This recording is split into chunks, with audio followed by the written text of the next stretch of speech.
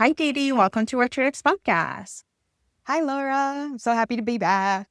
So happy to have you back. You're the official awards correspondent for the What to Read Next podcast. Last year, you came and talked about the Booker Prize, and you have a Booker Club. So if you're interested in reading the Booker long list books, you should definitely go back to our back episode about how to get started reading the Booker Prize award books, but also joining the book club that DB lives every last Monday of every month. Right? Did I get it right? Yes. Yep, Awesome. that's right. So today we're talking about a different set of awards. I have listeners who are excited about this episode because it's a Hugo Awards, which is about sci-fi, fantasy, and it's all the fun. Deedee's passion is between literary fiction and sci-fi and fantasy.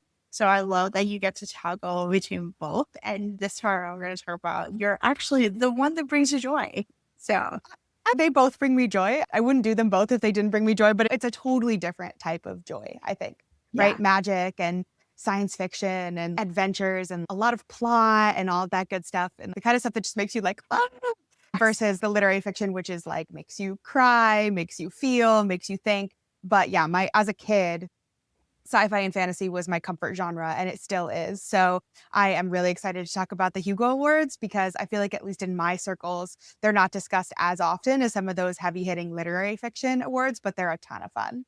So talk to us about these awards and what can listeners expect from them? If you're newer to fantasy, to the sci-fi space, what can readers can expect from the awards and what they can look for in the backlist titles that they have been nominees or award winners? Yeah, so I'm going to do my best to kind of get into it at the right amount of detail because you can really go down a rabbit hole with these. But I think that what really sets not just the Hugo Awards, but a lot of genre awards and things like that apart from literary fiction is that in genre, and especially in sci-fi and fantasy, it tends to be a lot more, I don't know, democratic, you might say, right? Like by the people. So a lot of these literary fiction awards, there's a judging panel. It all happens behind closed doors. They talk about the books, maybe they read them again, and then they give you a short list, and then you like, who's going to win? And it's kind of, you're trying to also read the judges, trying to figure out what their tastes are like. Whereas with the Hugo Awards, they are entirely determined by vote. And so, in order to vote for the Hugo Awards, you have to be a quote unquote member of Worldcon, Worldcon is an annual science fiction and fantasy convention. This year is happening in LA, but it happens all over the world. It's been in recent years in China and in Glasgow and like all over. So, if you're a member, quote unquote, which means you were a ticket holder for Worldcon the previous year or the current year, so this year, 2025 or 2026, you get to vote in that year's Hugo Awards. You get to nominate. First, you nominate, and then you get to vote on the nominees. So it's a really whole different game because it's less about like, what are the judges going to think and which authors, it's like almost a little bit like which authors have the biggest following, which book kind of got the biggest buzz, but also like which one is the best book, which is just adds a little bit of, I think, spice into the book award world in my case. But it's also not just one award. There are a ton of categories in the Hugo Awards. I only commit myself to the best novel category. There are 6 books nominated every year, but there's also novella and novelette. There are short story categories. They do film and TV shows, so things like Andor this year. They also do comics, video games, editors, zines. Like there are tons of categories. There's a special category for YA. There's a category for best series. So there's really like something for everyone who enjoys even dabbling, right? Even if you just saw Andor, you have something, or Spider-Man or whatever, you have something to root for, which is a lot of fun.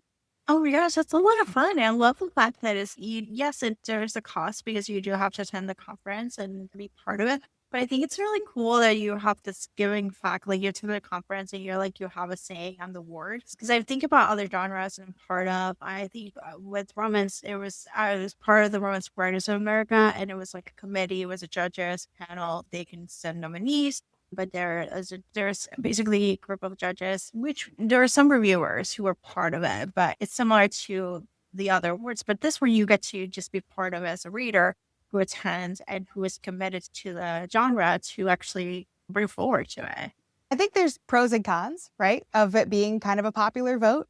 But I do think that makes it feel a lot more of the people. Yeah.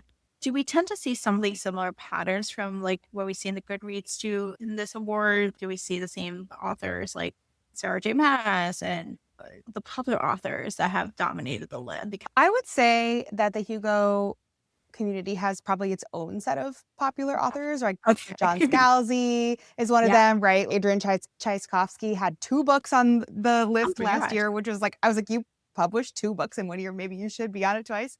But I don't think it's as flawed as the Goodreads Choice Awards. The Goodreads Choice Awards, I believe, right, those nominees are based on, like, the number of ratings, which is really, like, about marketing budget Mhm. and a lot of those things, and then when everybody votes, and you don't have to have read a book to vote on it, which I guess would also be true for the Hugos, but, like, I feel like it's a lot less likely that you're gonna Yeah. vote for a book you haven't read, whereas, like, the Goodreads Choice Awards just end up, like, compounding. The effects compounds because if you've only heard of one book, you're just gonna vote for that one book, and that's probably the book that had the biggest marketing budget, and Yeah. then that book ends up winning, and so I think that's probably the most extreme example of the downsides of a popular vote is the Goodreads Choice Yeah. Awards. They're really just, like, worthless, but I think that this one, they do a good job of trying to, like, balance things out. Yeah. Yeah, I think this is like the biggest threat for everyone who is aware of the award season is like Goodreads is by far we always have like angry reactions like who didn't get nominated, who was missed, who was not, who was winning, who was not. And a lot of it's marketing dollars, a lot of it's like who we're hearing about, who are authors from established fandoms, and they're obviously and anyone can vote. There's no like checks and balances. Did you read the book? Did you review the book? Did you do anything with the book? How did you receive the book? Now there's some checks and balances for early advanced readers copies because there was a lot of review lobby happening, but it's an honor Not great. system. It's honor Yeah. system. So Yeah. we cannot trust you know, Yeah. the person. All right. So let's start with the Hugo Awards. Where to get started? Like where we and for the novel category, which is perfect for this podcast because we're like fiction and we like Mhm. novels. So where do we get started from here? That's a great question. I think that what's nice is that you have both science fiction and fantasy. So there is like this year's nominees, if I can read them out to you. A Drop of Corruption by Robert Jackson Bennett, which is the sequel to The Tainted Cup, which actually won last year. So there we see some Okay. of the patterns, right? Yeah. Death of the Author by Nnedi Okorafor. Shroud by Adrian Tchaikovsky. Like there's Adrian again. The Everlasting by Alex Harrow. The Incandescent by Emily Tesh, who also won, I think, 2 years ago. And The Raven Scholar by Antonia Hodgson. So there's 6. So some of those, right, are very magical and some are like alien sci-fi and some Yeah. is Death of the Author is more like a very messy protagonist making strange choices who has body modifications or whatever, right? And like A Drop of Corruption is like a Watson and Holmes style murder mystery that's just happens to be set in a fantasy world. So I think what's nice is that there's something there for anyone who is interested in this overarching genre. But I also think that the novella category is also a great place to start because I think that a novella can be a nice little bite-sized entry into the genre. They're usually like 100 to 150 pages. And so they are really quick. And I haven't read all of them this year, but I did read Cinder House by Freya Marsk, which was like a Cinderella retelling where Cinderella is the house. And I was like, say less. Yeah, it was Yeah. excellent. Also a queer retelling of Cinderella where Cinderella is the house. The River Has Roots, which I know a lot of people really enjoyed last year, including myself. That book was really beautiful on the page with artwork as well as on audiobook because there's music. So I would say if you are feeling intimidated, especially on the size of some of these books, because we all know that a fantasy novel can be a chonker. No, the best novella category is also a lot of fun, but I read my way through the best novel category this year. And I really do think that there's like something for everybody there. So talk to us about the experience of reading the best novel category because Mhm. it's a commitment. You're also reading a lot of books. You're actually I love how you said you're reading to 10 books a month in some ways. I think you were at one Mhm. point because we're consuming so much and sometimes we miss from that. So how does these book make it to the 10 books a month? Yeah. Just Yeah, so a little background there. I do limit my reading to 10 books a month. I actually like have found myself in a rhythm where I don't need to consciously limit myself anymore because I think I found a better balance and I'm Yeah. landing at 8 to 10 books naturally. But there was a time in my life coming out of the pandemic when all we did was read because there was nothing else to do and my TBR was out of control, where I was finding that I was ignoring other things that were important, like sleep and exercise and my partner. And so I found that 10 books was like the sweet spot where I was like reading a lot, but also paying attention to all those other things. But I do, right? Like, especially now I have a 2-year-old. And so I do have to be choosy. The nice thing is that we get a good amount of time to read the list for the Hugos. Like the National Book Awards gives you like 2 months or something, right? The Booker Prize gives you maybe 3 months, but the for 10 books, right? 10 books for the National Book Award, you get 2 months. 13 books on the Booker Prize, you get 3 months. This is 6 books, and usually we have until about April, until about the end of August. So Okay. it's a much easier cadence to kind of slot into the TBR. You don't have to drop everything to Yeah. read this list. I should say this year's awards are on August 30th. So it's almost time. We are pretty much out of time if you're trying to read them all before this year's announcement if you haven't started yet, but that doesn't mean that you can't read them at all. I still think that they're all worth reading. But yeah, I always keep my eye out in the spring for the announcement of the finalists and then spread them out over the course of the next couple of months until the end of August. Yeah. And I think there's something to be said because you do have the Booker Prize Club that reads the books all of the year, all year round. You pick one book a month and 1 month double. But I Yep. think in some ways there's something to be said. It doesn't have to be just because it's an award winner, you have to wait to the awards. You may because you may not be eligible to vote. So you're just basically Right. read them at leisure or even go back to a couple years back and see pick some books from those award winners as things out like, you know what, these one, let's see if it's true for me, if it fits the Yeah. right. So there's a beauty on that sense of it doesn't have to be done in the schedule. But I love the idea of finding that happy medium for you. Happy medium of how many books will you be able to consume a month in some ways and be picky about those books. I think that's a beautiful thing. So how do you pick the books? So I think we kind of have to go back to it because I know, and for listeners, Deedi has a great Substack where she shares about her mid month reviews and specific things. And I think for a while you were trying to read the latest and greatest of literary fiction, and you were missing out on fantasy, and then I trying to come was. back with happy medium.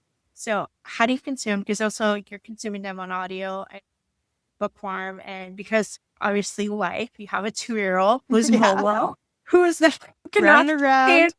pay attention to read on by herself. It's not realistic. So talk to us about how do you pick the books and then how do you consume them realistic for you as someone who has a job, has a partner, has a 2-year old.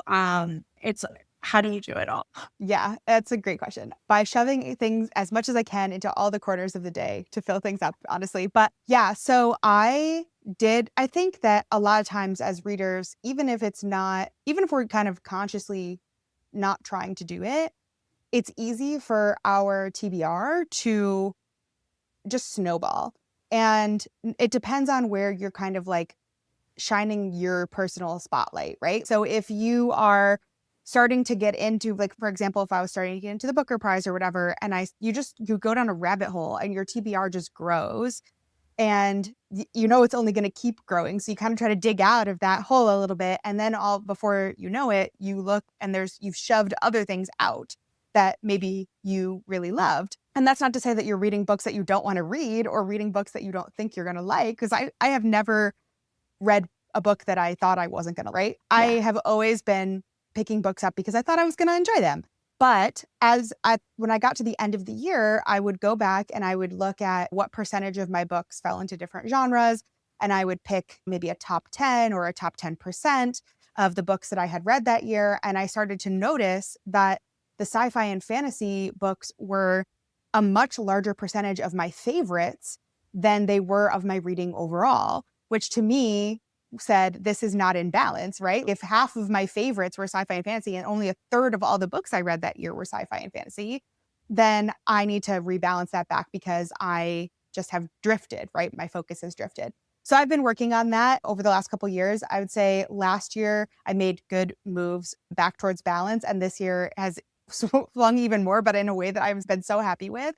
But I picked, and some people might be familiar. There's in fashion, there's the 3-word method, right? Where you pick 3 words that help you define your style so that it's easier for you to assess whether you want to purchase something or whether you want to wear something that day. And the goal is for every piece in your wardrobe to fit 2 out of those 3 words. So it might be like colorful, like functional, and like classic or something, right? And so you want two out of 3 of those things. So I decided that I was going to pick 3 words for my reading life and then use those words and try to hit 2 out of the 3 of them for every book that I pick up. And so my 3 words are magic, which I think applies to not just sci-fi and fantasy, but I also really love a literary fiction book with speculative elements. I love Lincoln and the Bardo.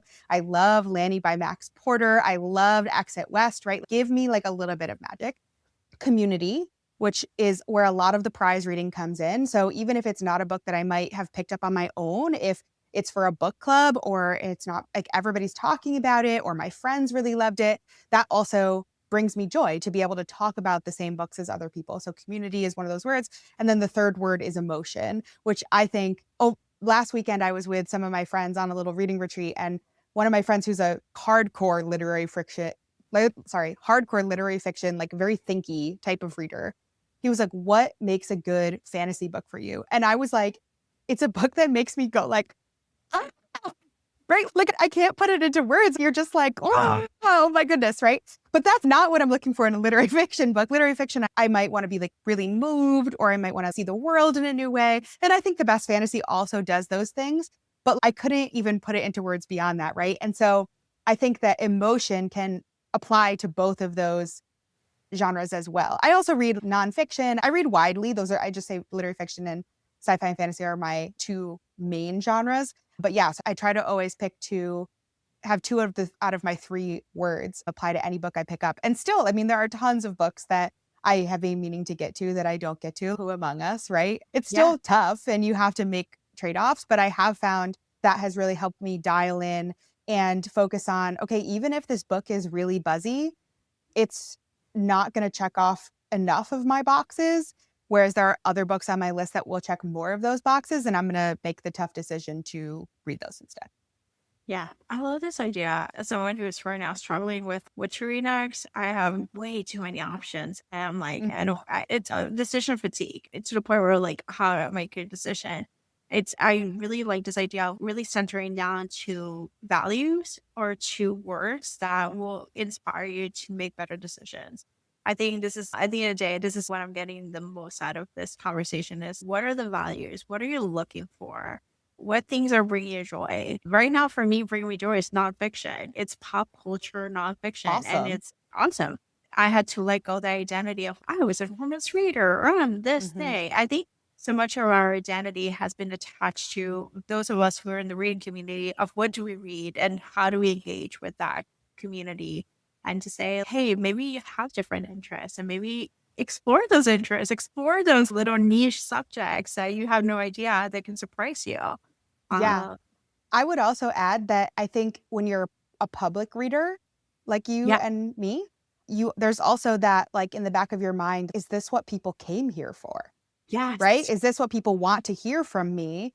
And should I be reading what they want to hear about? Which is obviously the answer is no, but also like kind of, right? Like it's not like a yeah, non-factor. And yeah, so I think for me, something that I try to always think about is that when I first started on Instagram and blogging 10 years ago, yeah. I didn't know that there were so many people out there who also love like the Booker Prize literary fiction that makes you sob and like Sarah J. Maas or whatever, right? I mean, she's not the pinnacle, but like I think she is Yeah, like I the know. nexus of a community, right? But like there are a lot of people out there who like those 2 very different genres the same way that I do. And I thought that I was like a weirdo, not bad weirdo, but I thought I was like a unicorn in that sense, right?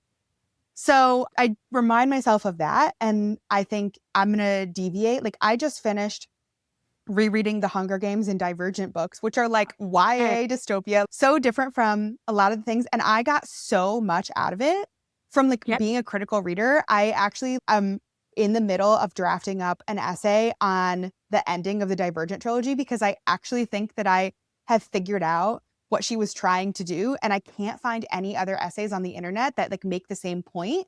Whether or not she actually was successful, I think is an entirely different story. As we all know, the ending was very controversial, but I was like, actually, I feel like I figured out what she was trying to do. And that 13, 14 years later from when Divergent was published was fun as an adult, as a critical reader, as a mental exercise. And I think that people have really been enjoying watching me puzzle through it, even if they're like, I never read these, or I'm not going to reread them, or whatever. So yeah. Yeah, I was gonna ask you about the Divergent series because I've been loving your journey and how you're sharing it to the audience. Because I too read Divergent series. I actually went back to dystopia. I was like, I actually like dystopia, and it's very interesting to have a conversation with dystopia in the age of 2026 Yeah. because Because we here live in we a are dystopia. in a dystopian society. But I really engaged with dystopia. I love dystopia, and to the point where I was like, oh my gosh, there's something to be said about the conversations, the critical thinking, and like the political criticism that we're experiencing now. And it gives us tools. But I was fascinated to hear when you said, I think I figured out, and I was like, tell me more. Because I was too It came mad to about this. me in the middle of the night. I Yeah. was awake in the middle of the night and I was like, I can't sleep. So let me just do some thinking about this. And I was making notes to myself and I stress tested it with a couple of people. And I had one person who was like adamantly like that ending was bad. And I said it. And then they were like, I'm going to think about that. And I was like, Yeah. that feels like a Yeah. victory. So I'm Yeah. excited to get out there, but I just have to clarify my thoughts on paper first. So listeners, once Deedi publishes an essay on Job Substack, What's Your Next Podcast on substack.com, I'll repost her essay and it will be in this episode's essay information. So you'll have that Amazing. in one place. So Deedi, also let's talk about breaking up with Amazon. I think this is a conversation that's evergreen and I actually got myself a Kobo. I am breaking up Woo! with KU. It's a long time coming. But I think it's a conversation that we still need to talk about them like in 2026 even more than before. I know there's a rise of independent bookstores. Ebooks are coming for Libra. We also have ebooks in bookshop.com. Libraries are also a place for you to get books. You don't need to use Kindle. You can use your Kobo and they can actually read it from your Kindle, and it's great. So talk to about why is it important to break up with Amazon or the ecosystem and how is it possible? And I'll link into how to break up with the Kindle ecosystem because you do have a great resource for that. Thanks. Yeah. It's like something I wrote maybe a year ago now, but I think still relevant. But I have been an independent bookstore evangelist for a long time.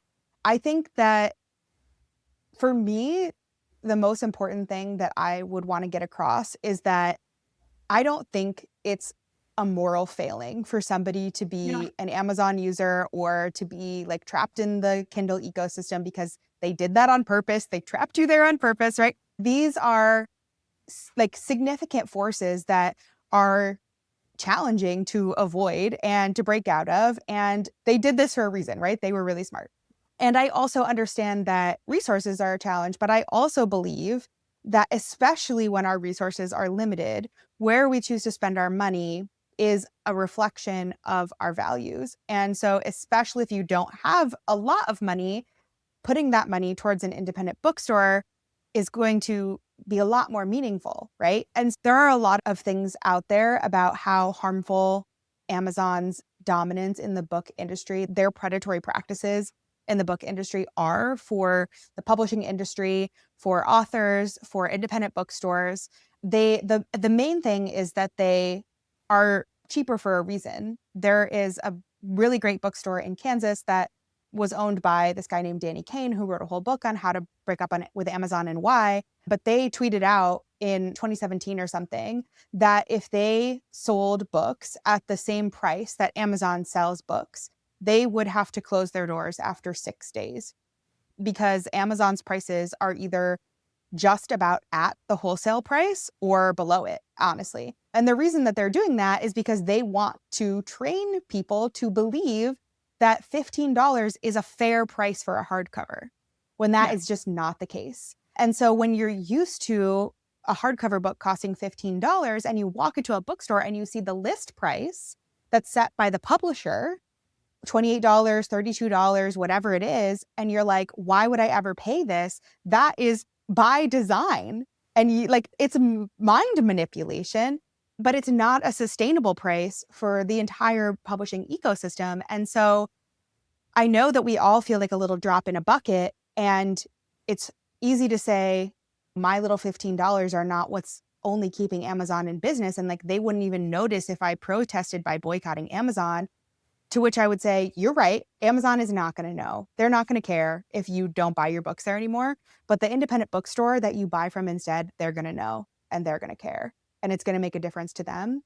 And so that's why I'm so passionate about it. That's why I try to spend a good amount of my advocacy online on helping people, like awareness of like other places to buy books, awareness of why it's important. And I have found a lot of fun and a lot of joy out of it and a lot of community out of it too, because the group of people who are fighting for this future of independent bookstores are like, we have a lot of momentum, we have a lot of voices, and like, it's just good people. And yeah, I think that's my biggest takeaway is that like, it's not a moral failing, but that doesn't mean that there aren't steps that we can take to align our purchasing power with our values a little bit more.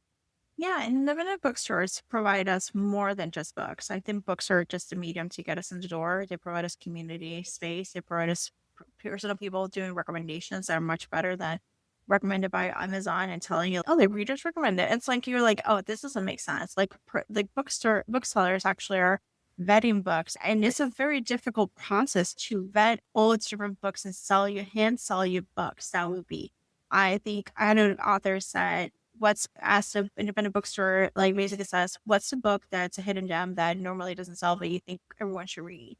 And you find some hidden gems that way. Those Yeah. are the things they're taking the time to read, to vet the books, to sell you the books. They're taking time to invite authors and actually have conversations. They have book clubs. So if you're looking for other reader communities outside online, because we're moving towards in real life, like independent bookstores are that hub Yeah. for you. Yeah, and they do story times for kids and they donate to the local library's summer reading challenge and they pay taxes to your Yeah. local municipality and so many reasons why our communities are better when small businesses like indie bookstores thrive that there's just no substitute for.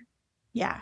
There's ways to break up. There's also ways to really contribute it. If you're looking for an author who's traveling and gonna see them, go to the signing. That's your first step. Go with a Yeah. friend, go to the signing, browse around, see what other books they have. Be surprised that you haven't read of this book and you're like, oh my gosh, this is something I need to read right now. Or ask that question to that bookseller, what books do you recommend? Sometimes they even have ARCs for Yeah. free. If you buy a book, you Yeah. might get another extra book and stuff. Amazon won't send you an ARC. No, That they're for certainly not sending you an arc. No. I think the only other thing that I just want to mention, and I know that this is like a big point of discussion when people have the Amazon conversation is in indie authors. And I think that's especially relevant to our episode on the Hugo Award today because there are a yeah, lot of indie sci-fi and fantasy authors out there. And especially in the genre community, right? There are economic reasons why sometimes it just makes sense to yeah, self-pub. And I would never tell someone to not support indie authors because they're not supporting Amazon. What I would say is support your indie authors in the best way that is possible to you. If they're only on Amazon, I think that you still choose the indie author. But I also think that there are more and more ways that indie authors can get their books out these days that's outside of the Kindle or the Amazon ecosystem. Bookshop.org partners with Draft to Digital and Ingram Spark and some other indie publishing pipelines that you could buy directly from their website sometimes if they're allowed to. And I think you speaking up as a fan, right? Especially a lot of these indie authors, their communities are small but mighty, right? They have really dedicated groups of people whose opinions they trust. And if you can approach this author in an email or whatever and say, I love your work. I'm trying to divest from the Amazon ecosystem. Please allow me to just add my voice if it makes a difference to tip the scales if you've been considering some of these other options, because if so, I would love to support you that way instead. I think a lot of times it's just about momentum, right? Can these indie authors get the volume that they need somewhere else? And the more that we tell them that the answer to that question would be yes, I think the more of them will feel like they have the confidence and the means to be able to make that move. So yeah, I think that's the last piece of the puzzle. yeah. So I strongly support indie authors. I've been in the romance genre. They're huge, just huge and mighty. But what's interesting is that because Kindle Limited has been an issue for some time. There's a lot of rumbling Mm-hmm. economics don't make sense in some ways, They're also able to bully the author. Like if you're stuck there, they can make you do whatever they want. That's not good Yeah. for authors. And so it's an interesting aspect of it, like how we're trying to divest it and how to actually make sense. And the authors are getting book deals. They're selling some of the rights so you can get your print books in your indie bookstore. They're selling the audio rights and you can find the way of divesting, not just from Amazon, but Audible too, which is another Yep. terrible place to be. Yeah. So it should be, I think it'll be an interesting conversation. I don't think I would have this conversation with you in 2020 when I was still invested in the Amazon ecosystem, but in 2026, it's a long time coming. Yeah. There's a lot more infrastructure these days. Yeah. Yeah, Like you very good. mentioned, right? Like Libro FM is an easy swap for Audible. It's Yeah, literally exactly the same thing. They're about to introduce ebooks. Bookshop.org sells ebooks. Both of them require like an iOS or an Android app, but you yeah, can read them on a tablet, like an iPad mini. I have an iPad mini, like an old iPad mini that I use, but I love that because I also have the library and the NetGalley app and literally yeah, everything in one place. But there is a brand called Books, Boox, which are e-ink screens, but they're Android tablets. So yeah. you can get those on those. There's also Kobo has been saying that they are working on a partnership with bookshop.org pretty much since Bookshop's ebooks launched. More and more is being built every single day for people to be able to realistically divest in a way that doesn't feel like a huge leap from the way that we like to live our lives. Yes. I moved over to Kobo and it's been a joyful experience. They have a Google Drive. You can drop folders, drop PDFs. They also has Overdrive, which actually allows you to borrow books from your library really easily, seamlessly, and also allows you to really. They have a Kobo Plus program that hopefully will compete with Kindle Limited because it doesn't have the exclusivity right that Kindle Limited has.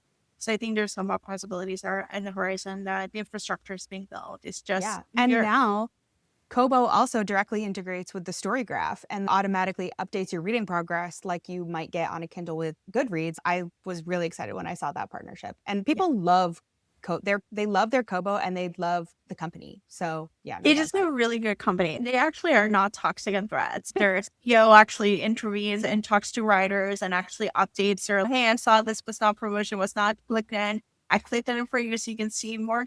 So yeah. it's not a basis I'm going to station. This is actually someone who's like cares about the community and Yeah. cares about the like the writers and the Yeah. reader. Okay, so which one after reading all the six books, which one Yes. do you think is a winner? Okay. So I my favorite on the list, and if anybody knows me, this is not a surprise. My favorite on the list was The Everlasting by Alex Harrow. Yes. This I book, actually love it. I read twice last year, right? I read it, I had a NetGalley copy, and then when it was published in October, I listened to the audiobook. Twice within 4 months I read it. I loved it so deeply, and I was actually mad at myself that I read it so early because I had no one to talk to about it, and was easily my favorite book of last year. So I'm obviously rooting for that one, but I also genuinely think that it has a decent chance of winning because I do think that Alex Harrow now she's been nominated for the Hugo in different categories several times. I think she's got a really big loyal group of fans. And so I think it's got a chance. It's my favorite. I also really loved The Raven Scholar. I just finished that a couple of weeks ago. It's a huge, chunky book. I inhaled it on audio. It's got the murder mystery element to it, which I felt made the plot move along, but it's also narrated by a chorus of raven gods. And then I think my third favorite was A Drop of Corruption, which, like I said, is the sequel to The Tainted Cup. You can read them, I think, in any order. They're really just a Sherlock Holmes style mystery. I think there's a little bit of a larger world, like building background plot in the background, but the point of the book is the mystery. And the main characters are very lovable. The Sherlock Holmes coded character she's so brilliant that she actually just lives her life blindfolded because she has to limit the sensory input that her brain takes in.